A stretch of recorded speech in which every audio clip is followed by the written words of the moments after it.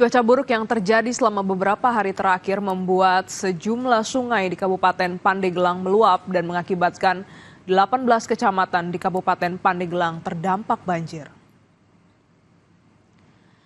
Pemerintah Kabupaten Pandeglang telah menetapkan status siaga darurat bencana hidrometeorologi mulai November lalu hingga 31 Januari 2025 usai 18 kecamatan terdampak banjir.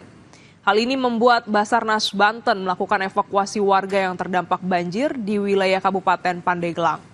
Dalam proses evakuasi ini memprioritaskan ibu hamil yang akan melahirkan serta warga yang sedang sakit. Warga yang telah dievakuasi dibawa ke tempat pelayanan yang telah ditentukan oleh BPBD Kabupaten Pandeglang.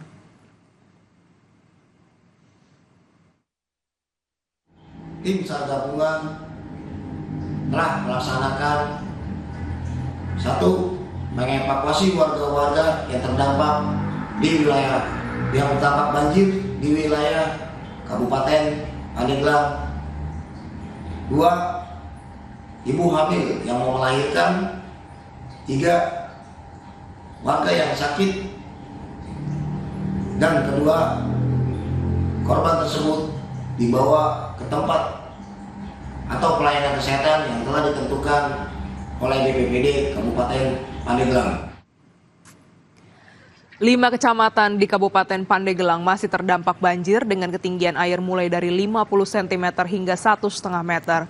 Data BPBD Kabupaten Pandeglang, 10.200 kepala keluarga dan 32.000 jiwa terdampak banjir. BPBD Kabupaten Pandeglang meningkatkan kesiapsiagaan dengan melakukan langkah-langkah penanganan dengan menyiapkan 4 posko lapangan berdasarkan zona wilayah di titik rawan bencana.